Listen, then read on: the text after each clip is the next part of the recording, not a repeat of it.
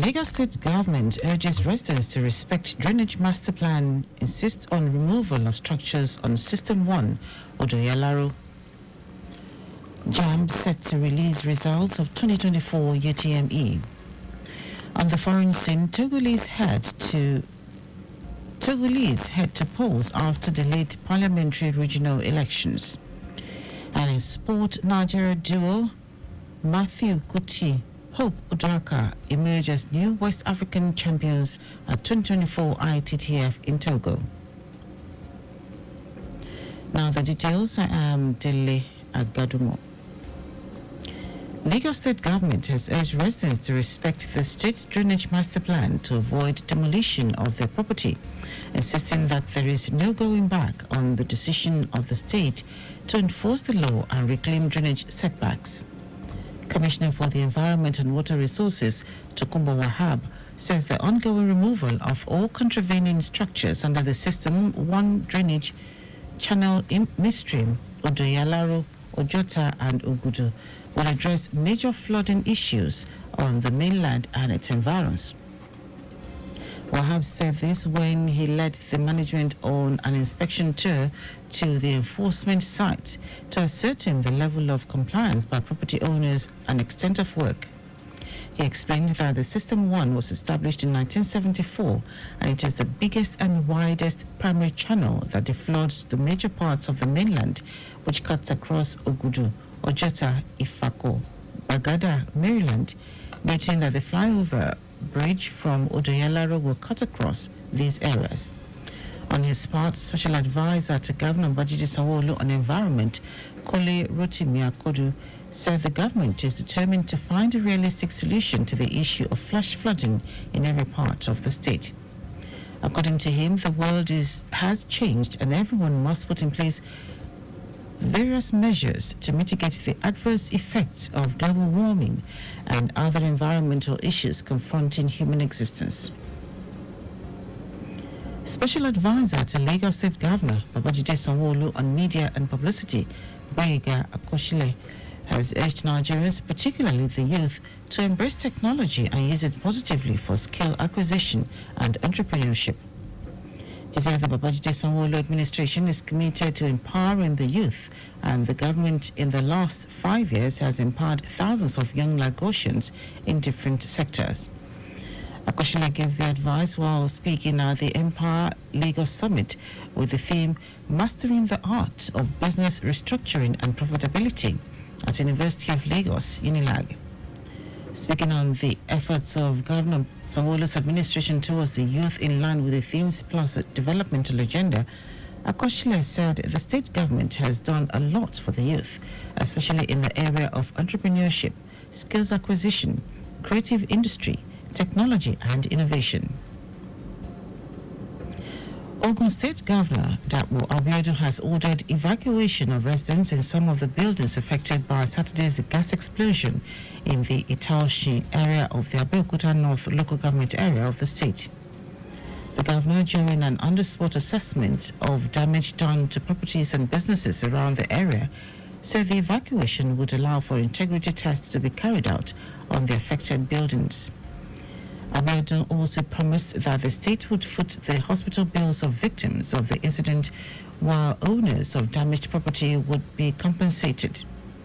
He said the meeting of the state government with the Petroleum Tanker Drivers Association has been called for in his office to look at the issue of the safety of tankers plying roads in the state. Governor Abiodun charged the Standards Organization of Nigeria, SON, to be on top of the fast evolution of the industry, saying that the organization should, as a matter of urgency, ensure that the standards of the CNG tanks used by trucks meet the required standards. In a related development, the Federal Safety Corps, FRSC, has blamed two tanker drivers struggling for space on the LMA section of the East-West Road in Rivers State for the tragedy that occurred on Friday night in the state. It will be recalled that 5 people were confirmed dead and over 70 cars burnt in the tanker explosion which occurred at the LMA section of the East-West Road. Speaking in Port Harcourt, the sector commander of the River State Command of the FROC, Chris Kuje, said preliminary investigation revealed that two truck drivers were jostling for space when their vehicles collided sideways. He said the collision caused a rupture in the trailer of one truck carrying petroleum, which resulted in petrol leaking on the road and igniting into a fire explosion on the Eleme end of the east-west road, which is currently under renovation.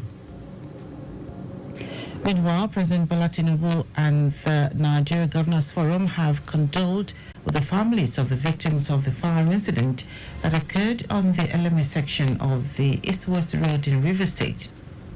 The president, in a statement by his spokesperson, Ajuri Ngelale, directed federal agencies in the state to continue liaising with the Rivers State government to provide immediate support to all victims of the incident. Tinubu expressed confidence that stricter safety regulations for the transportation of petroleum products would be implemented to prevent such tragedies in the future.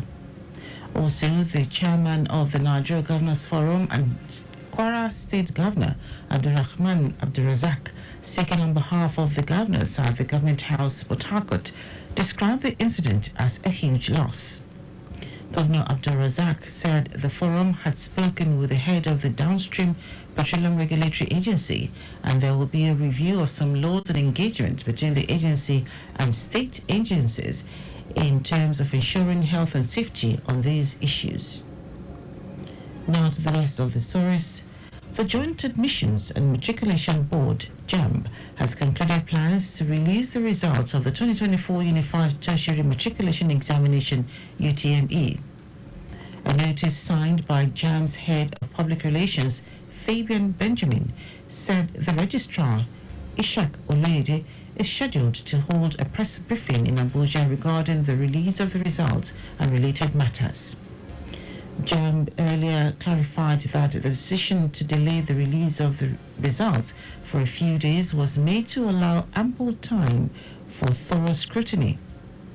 This measure, according to the examination body, was taken to guarantee the credibility and integrity of the results, ensuring there are no doubts or uncertainties, especially concerning issues such as impersonation, mixed biometrics and other forms of malpractice.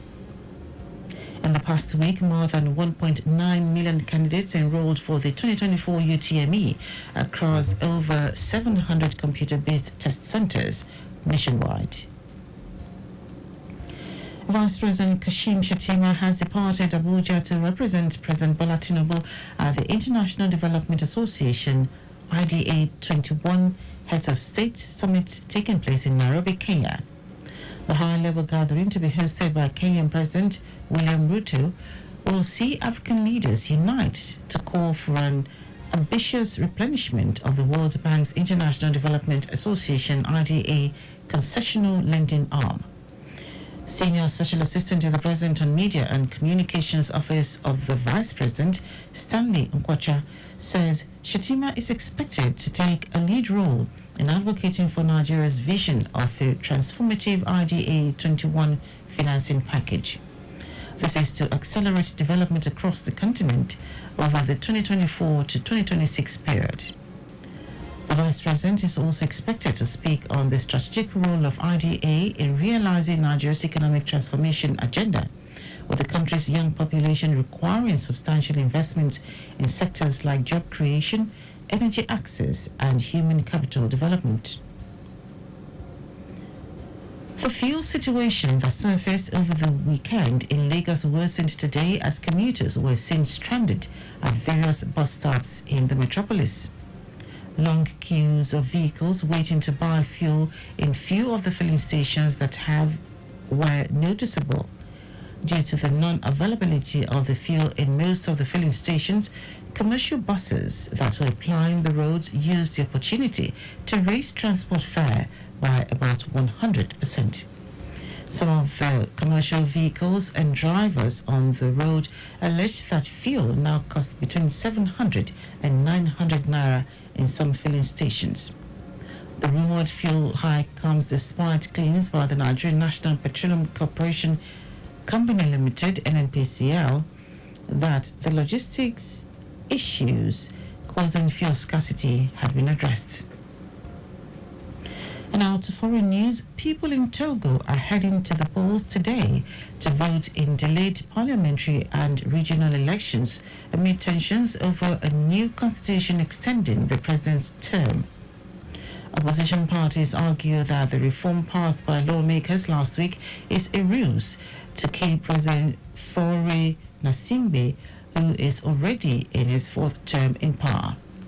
Critics say the change allows him to remain president until 2031, after which he could be appointed to the new position of President of the Council of Ministers, which is in effect Prime Minister, thereby continuing his family's 57-year rule. Now, sport. Nigeria duo Matthew Kuti and Hope Udaka have emerged as the new West African champions at the 2024 ITTF West Africa Regional Championships, which ended in Lomé, Togo at the weekend. Starting his campaign in a group where he only dropped a game against Benin Republic's Kosi Akapo, Kuti breezed into the knockout round to right his wrong in the team event. He took down Togo's national champion Koko Fani 3-0 in the round of 16 to advance to the quarterfinal, where he edged out his compatriot Matthew Fabomi 4-2 to set up a semi-final clash with a player that defeated him in the team event, Mawusi Agbetoglu of Togo. Udaka held sway in the women's singles, beating compatriot Ajoke Ojomo 4-0 to claim the title. That ends our news at 10. Just before we go, your vehicle is not a strong room. Please keep your valuables off the view of miscreants. You can follow us and like all our various social media platforms: X, Traffic Radio 961, Instagram, Lagos Traffic Radio 961. Subscribe and watch our news and programs live on YouTube at Traffic Radio 961. You can also visit our website at trafficradio961.ng. Did you know that the Sanwo-Olu administration supplied 86,000 dual furniture sets to 775 public schools? You can get more details on the Lagos State Government website. To end the news are the highlights of the major stories. Lagos State Government has urged residents to respect the state drainage master plan to avoid demolition of their property, insisting that there is no going back on the decision of the state to enforce the law and reclaim drainage setbacks. The Joint Admissions and Matriculation Board, JAMB, has concluded plans to release the results of the 2024 Unified Tertiary Matriculation Examination, UTME. We also told you that people in Togo are heading to the polls today to vote in delayed parliamentary and regional elections amid tensions over a new constitution extending the president's term.